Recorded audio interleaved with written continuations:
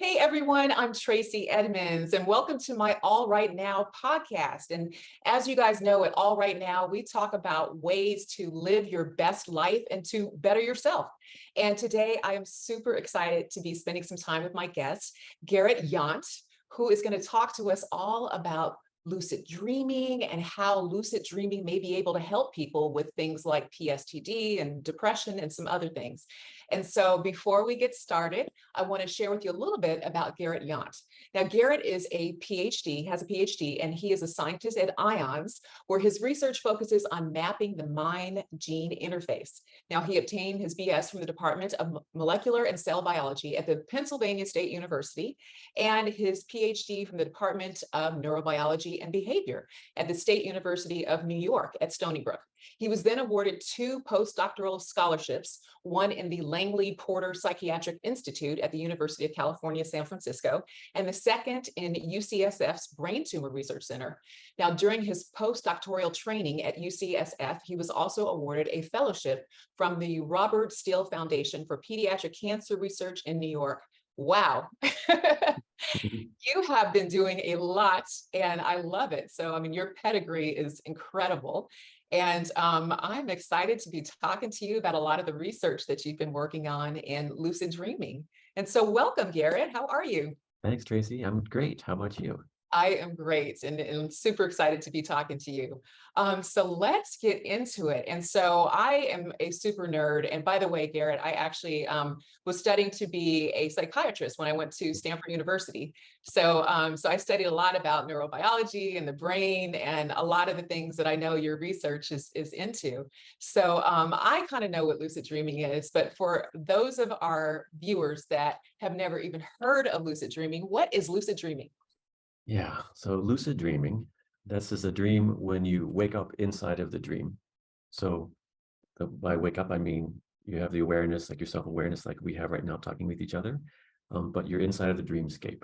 So in lucid dreams, you're there awake and you're able to interact with the dreams characters and different than a normal dream where you're just kind of observing.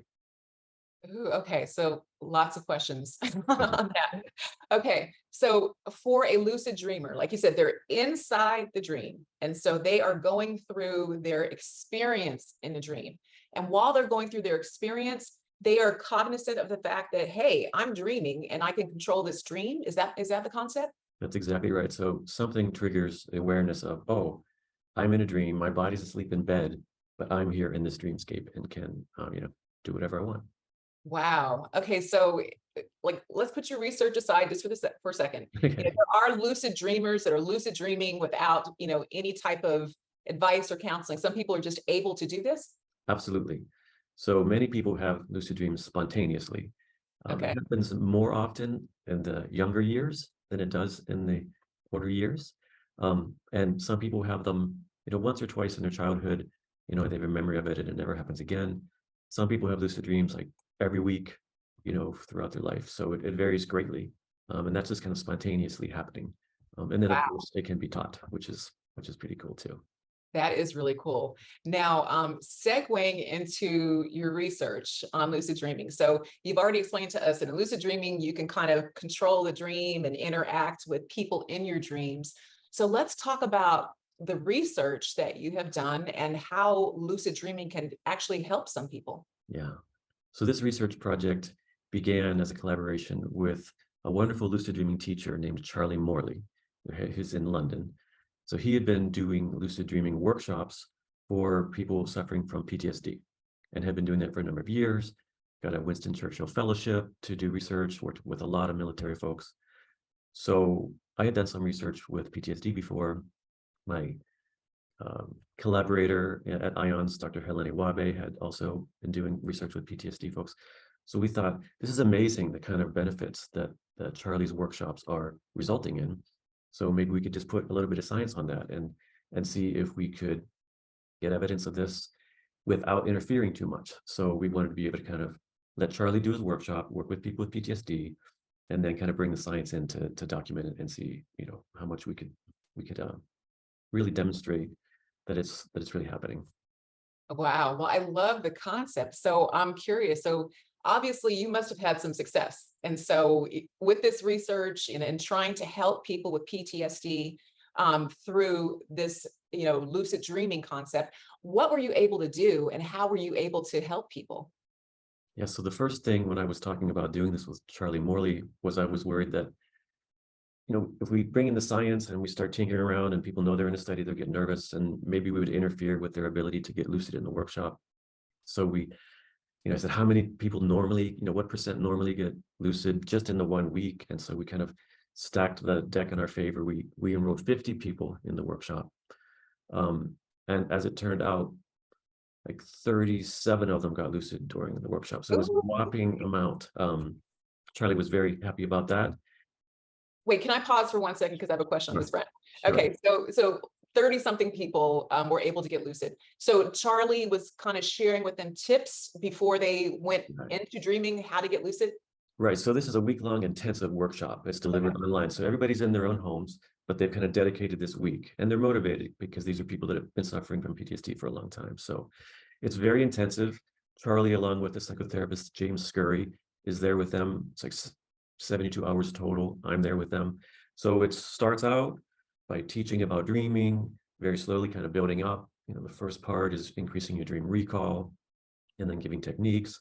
And every morning, people share their dreams and talk about it. So they get very immersed in this dreaming world and the potential for it to be able to transform their trauma in their dreams. And as they get a little bit more adept, then Charlie gives them specific tools with goals to go into their dreams and basically manifest a healing dream. That is awesome. Okay, so I've got more questions for you, Garrett. Okay, so now they're being coached, on how to get lucid. So what does Charlie share with them? Because I want to hear the outcome, but I want to kind of know how they knew how to go lucid with their dreaming. What were his tools and techniques to get them lucid? Yeah, well, I'd say some of the tools is just being very real with them. So he started lucid dreaming when he was a teenager and was doing all kinds of teenagery stuff and admitting that when you get lucid, what you want to do is have sex with models and, that kind of stuff. Kind of admitting that, that's fun and that's all fine. But we're kind of focused here on healing and transforming trauma. So he'll talk about a plan. He talks about what you're accessing in the dream is basically your subconscious mind.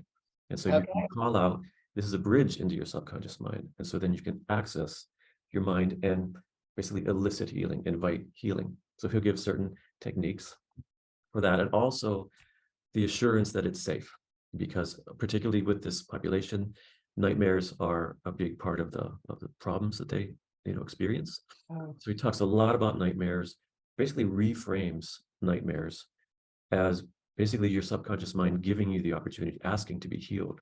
So he says, the thing you don't want to do about it from a nightmare is just like wake up out of it, because you then lost your opportunity to do that healing. So he really gives a lot of very gentle coaching about how to try to transform the trauma rather than think of it as something to shut out. That's fascinating. So I would imagine, when he's helping them with nightmares, he's preparing them, okay, in case you go into lucid dreaming and encounter a nightmare, here's what you can do. So when you were sharing with us earlier that you're dreaming and you can kind of control and interact with the characters in your dreams, those tools and that knowledge, does that help them when they're dealing with a nightmare and they're encountering something scary or that they're afraid of, to be able to tackle that and interact with that and end up succeeding and rising above whatever it is that they're encountering? Yeah, absolutely. So kind of the basic idea is just show love there, right? You're gonna not necessarily, you could go, if it's a monster, you can hug it and kind of melt into love and turns into butterflies, that type of thing. And also it's important, this idea that it's safe. So he tells a lot of stories about you can try, sometimes you can ask for something, and if your mind doesn't feel ready, your dream will just gently guide you away. So he tells a story about someone whose dream plan was to, I want to meet my inner child or something. And this was during a period when there was a lot of trauma for this individual. Yeah.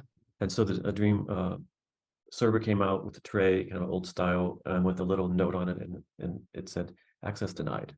So it's not ready yet. So he really, I think, helping the dreamers feel safe and know that they can kind of explore, and they're not going to do anything that's harmful, But what they are able to do, and is often very transformative, we witness that over and over with them, just in terms of, again, shifting a whole psychological landscape by transforming fearful events. And as we'll talk about later, kind of rippled out into their day, Oh yeah, we're life. going to get to the outcomes and the Yeah. positive outcomes that you've been having, which is great. Now, when you guys, and I'm a attention to details, I just want to know how all this works. Yeah. So when you guys are monitoring, the group that's having these lucid dreams, are you able to observe when you think they're having a nightmare and whether you need to interact or interfere, or how does that work if you see them enduring some type of trauma during this? Yeah. So the study I'm describing, because it's just been published in the journal called Traumatology, which was wonderful. This was a pilot study that we did not have any measurements on their bodies. Okay. So for the pilot study, it was simply every morning they wake up and there's a survey. Did you have any dreams last night? Were any of them lucid? And then so they kind of fill out. Of course, Charlie coaches them throughout the night. They often wake up from the lucid dream. There's some techniques to hold on to it, because a lot of times it's such a exhilarating experience that folks often kind of bump out of it and come awake. So some of the techniques are about how to stabilize the lucid dream. Yeah. But they, almost invariably wake up in the middle of the night. And so he coaches them to, take some notes down right away, so while it's fresh to remember. Okay. But as a result of the pilot study, we have then been able to obtain funding to do a replication study with a kind of the randomized control study, the way that drugs are studied. And in this one, we did have home EEG bands, so brain sensing bands. Okay. That they wore. So that's the next step that you're talking about, to be able to look and see that when they said they had a lucid dream, was there any signatures in their brain waves that we'd be able to find? So that is right now, kind of looking at that data right now. So we'll see if we're able to do that. Now, of course, there are the dream labs where you've got the dreamer in your lab. This was all done during COVID. Everybody's at home. Oh, gotcha. Yeah. Right. So for our replication study, we were able to buy these, and mail to all of the dreamers these little brain sensing headbands. However, some of the lucid dreaming research that's been done that's fabulous, where you have them in a sleep lab. Yeah. Where you can look at their eye movements. There's been very cool studies where the researchers can demonstrate communication with the folks, because in the rapid eye movement stage of sleep, where most of the narrative dreams occur, you paralyze your body. Your muscles are paralyzed. And some exceptions, of course, are your heart and your eyeballs. So they do this kind of trick with the dreamers. Okay, when you wake up in your dream, do a signal with your eyes, left, right, left, right, left, right, and that can be detected by the sensor. So we are able to do that with just this brain sensing band in our replication study. Anyway, there's fun stuff you can do. No, that's super, super cool. I love it. Well, okay, so then now let's talk about the outcomes. So, your people, they are going through this lucid dreaming, they're encountering their fears, they are proactive in hopefully tackling these fears. Like, how does all this, end up manifesting into a positive outcome? Because this is really cool. Yeah, so we administered questionnaires for PTSD symptoms before the workshop started. And the questionnaire is called PCL5. It's a standardized questionnaire that's used clinically. So all the folks coming in, they were all above the clinical threshold for experiencing PTSD. And we also asked them about their experience of nightmares and some other questionnaires about well-being, sleep, pain, these types of things. That was done beforehand. And then there were questionnaires each morning, really about lucid dreaming. And one thing that was fun is if they did have a lucid dream, there's also a standardized questionnaire for kind of the depth of the lucid dream. So it's really fun. It's like, did you break the laws of physics in the dream? Yes, Did you remember that your body was in bed? Because there are some, there's different levels of it. So that was, collected as a correlate. So then at the end of the week, we administered these questionnaires again to see how their experience of PTSD symptoms was. And, as you can guess, it was tremendously improved. Everybody came out below the threshold. It was stunning. And then we waited a month just to see if those benefits would hold. We measured a month later, and again, it was even a little bit better. So the statistics were phenomenal. I like to try to turn them into normal words. So typically scientists talk about a p-value to say whether it's statistically significant, and less than 0.05 is often considered the threshold for it's significant. And that means, so 0.05 means if it was all just chance, like nothing was really going on except chance, then you would, if you did the experiment 100 times, you would see these results 5 times, just out of chance. So that's kind of the threshold. So you want to kind of hit that or go below. So ours was 0.0001, I think. So it was, if you did the experiment 1,000 times, and it was just by chance, you could only expect to see it 1 time. So it's kind of this, the normal way of talking about it. It was way more significant than would be required to say, you know, in our peers, our scientific peers, that it was significant. And so that's why I think it got published in this great journal, Traumatology. So that was the PTSD symptoms. Same for the nightmare distress. Well-being was improved. In addition to just people gushing about saying, you know, 10 years of psychotherapy, and you know, now I can go to sleep. I'm not afraid to go to sleep. And I love it. great testimonials, and watching them go through it was really emotional. It was really amazing. That is so amazing to hear. I love it. What kind of PTSD issues did you help with? With issues of, I mean, like, is it, you know, is it rape? You know, like what are some of the types of issues you were able to help with? yeah, I would say maybe half were military folks that had Oh, yeah. combat exposure. Yeah. The other half were more domestic violence and earlier events in life.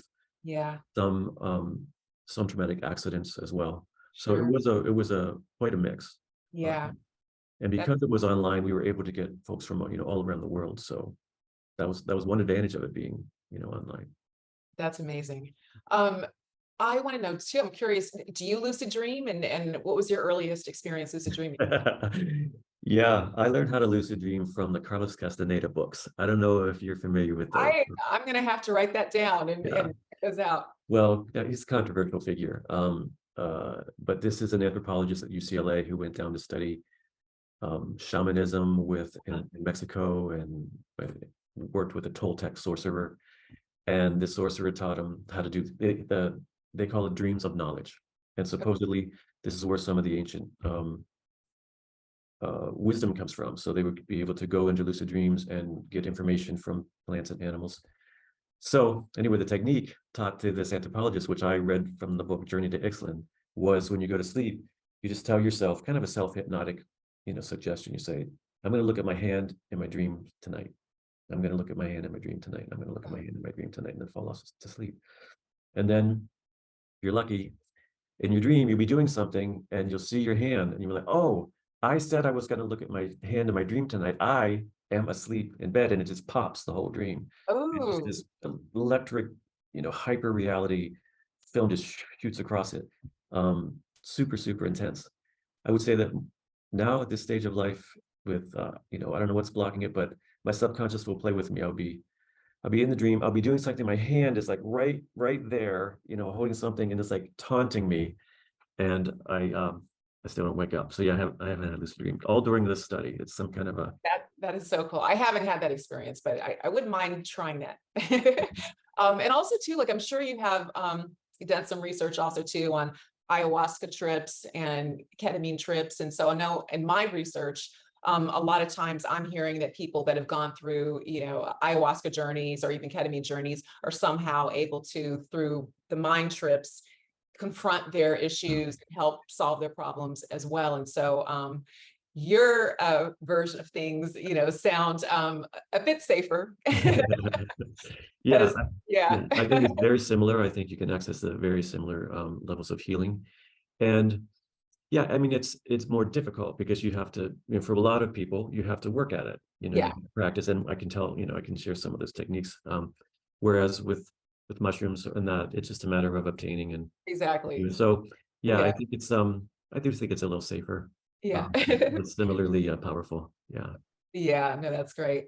Well, I am super excited about hopefully you continuing with this research so that you can help more and more people.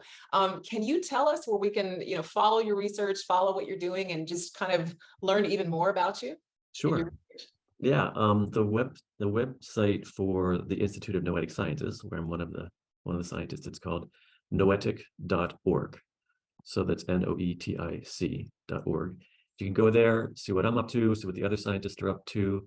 We have also a department that's called Experience So they kind of take the science and try to create and turn it into people type stuff, workshops and courses. So yeah, that's where I would go. And then of course, Charlie Morley is our wonderful collaborator, and he's got workshops online. That's charliemorley.com. Okay. So I highly recommend that. So for those who want to learn how to lucid dream, they should look at Charlie's info. Yeah. And of course, I'm sure you're going to drag out of me a couple of tips, before you let me go. Yes, please. Started on. That was my last question. That was my, before I let you go, what can you share with us on how we can lucid dream? Yeah, absolutely. So it's going to get ramp up and ready for Charlie's workshop. Number one is increasing dream recall. So as you know, some people are like, oh, I remember my dreams every morning. And some people are like, I don't remember my dreams. I don't even think I dream. So everybody's on that spectrum somewhere. The truth is everybody does dream. It's just a matter of remembering it. So the simplest thing to do to increase your dream recall is to have a little log, a dream log by your bed. And it depends on your preference. It could be, I like a pad of paper with a pen, so you can just scribble and don't even have to open up your eyes. For a while I had, this is a long time ago, one of those little tape recorders, and just, push the button and speak the dream so that you don't have to get up and start thinking too much. And otherwise another experience of, the dream is just goes around this corner. You think you can remember it, but just you can't pull it out. So the dream diary is the best thing. And the advice is, even if you just write 1 or 2 words, that's enough to hold on to that and keep it from going around the corner. And the habit is what's important. So even the first few days you wake up, and by the time you roll over to write it down, it's gone around the corner. Just write down, not able to recall any dreams this morning. But that habit in your waking life of, I care about my dreams, I'm building these bridges across my conscious state to my dreaming state, that starts to build this bridge. And then it's gonna work. It's gonna work. And so then that leads to one of the best techniques for then becoming lucid. It's the same story of building a bridge across the 2 states of consciousness. So this technique is called reality testing. And so you just say during the day, 10 times, and you can have little mechanisms to remember them, but you want to question your reality. Am I dreaming right now? And there's all kinds of fun things you can do. Like Charlie would talk about, just try to poke your finger through your hand or pull on your finger. He would be in the middle of the workshop, just pulling his fingers once in a while. And then if it pulls out like a piece of spaghetti, then you're dreaming. If it doesn't, it's okay, I'm not dreaming, I'm awake. And then just kind of do that 10 times during the day. And then the idea is that's the habit, and the habit, because it's your same mind, drags over into the dreaming state. And then you're in your dream state, you'll be doing the test, and your finger will pull out, and you're like, oh, I am dreaming. And then you got lucidity. So that, I think, those are the 2 most important first steps. I love it. Okay, so I promise one last question. Sure. Okay, for those people who I've heard say, I don't remember my dreams, I don't dream. Yeah. Any suggestions for how they can be more visual or dream more? Yeah. Well, I say first start with the advice that actually you do. You're a human, we all dream, but it's really, really common and understandable to not remember your dreams. Most people are like that. That's exactly where most of us are.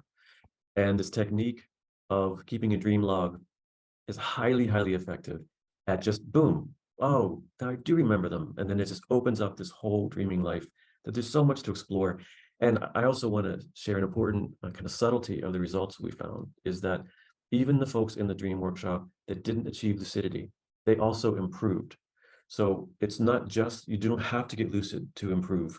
Okay. So but every morning they started remembering their dreams more. Every morning there was this group, they talk about their dreams and talk about the possibility of healing in the dreams. And a big one was understanding that nightmares are not bad against you. They're actually a healing mechanism. I think just that reframing of that and embracing their dreams, that was also enough to get healing. So, I think that's something to tell folks like that, especially because they don't have to become, super athlete at this. Just starting to remember your dreams more and believing that they can be healing, that can be enough. I love that. That's great. Yeah. Well, thank you so much for sharing this time with us and, teaching us all about lucid dreaming. And I can't wait to continue following the progress of your research and seeing you help more and more people through what you're doing. And we'd love to have you back on one day as you keep progressing with all this research. And so thank you, Garrett Yount, for being on our show today. Absolutely. Thank you, Tracey. Thank you so much. Have a good one. Bye-bye. Okay, bye-bye. And I want to thank everyone for joining us today on this episode of All Right Now. We had an amazing conversation with Dr. Garrett Yount, all about lucid dreaming and how lucid dreaming may be able to actually help people who suffer from PTSD. So thank you so much for joining us, and can't wait to see you the next time. Have a good one. Hey guys, if you enjoyed this video, please make sure you give it a thumbs up for me and hit that like button. And if you haven't already, please subscribe to my new channel by clicking the subscribe button down below. And make sure that you have your notifications turned on so you'll never miss an upcoming video. Thank you, and see you again really soon.